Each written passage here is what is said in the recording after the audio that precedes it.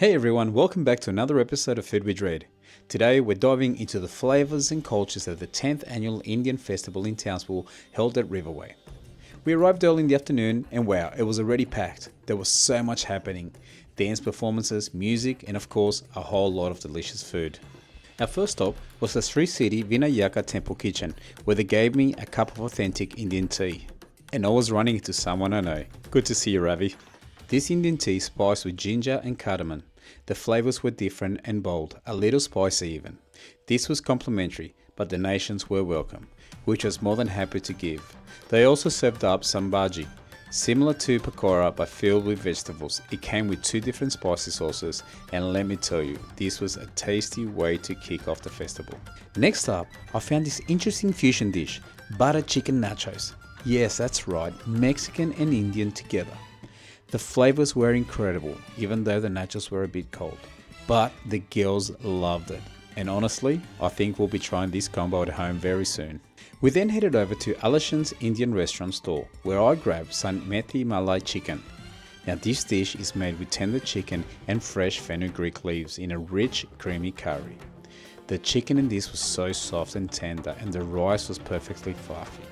The best part, my girls loved it too, because it wasn't too spicy.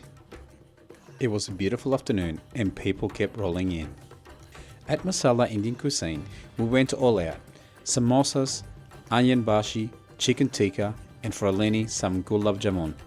The samosas had a delicious filling that paired perfectly with a tamarind sauce. The onion bhaji was very nice. The contrast between the crispy outside and tender flavorful onion inside makes each bite satisfying. And when dipped into that tangy tamarind, the flavors were elevated. Okay, and that chicken tikka, wow, spicy, flavorful and just awesome. Now with the gulab jamun, which is like an Indian style of donut, we let Alexia be our official taste tester and she said it was different but good. We then walked around a little bit to let the food go down and watch some of the show, which was unbelievably good, but not long after it was back to food tasting. Okay, so our next stop was the Indian Royal Flavors. Here I ordered the double style chicken, a mango lassi and a jaljeera.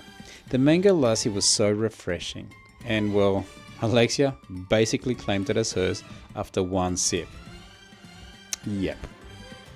Now the double chicken was fragrant and tender, with just the right amount of spice. It was beautiful. As for the jaljeera, well, it tasted a bit like ginger beer to me, but it was still an interesting try. Now, at the next stall, I got something called Chicken 55 and a chicken kebab. Unfortunately, the Chicken 55 was very chewy and cold. But the flavors were so good, I wish it had been fresher. The kebab, well, that had a nice charcoal flavor, but it was also cold, and this one was way too salty. We then headed to the main stage to watch some more of the Bollywood dance and music before returning to the food. And as it was getting later into the afternoon, more and more people were turning up to this great festival. We then stopped at the North Queensland Hindu Community Store, where I ordered for the first time a dosa. And oh my goodness, this was incredibly good. This crispy crepe-like dish was served with sambar and chutney. And wow, it was so tasty. The flavors here were subtle, but delicious. Okay, so before I got too full, I had to try the pani puri. This is a crunchy hollow shell filled with spicy, tangy water and chickpeas. The explosion of flavors in my mouth was amazing. Mint, spice and tanginess all at once. Definitely one of my festival highlights.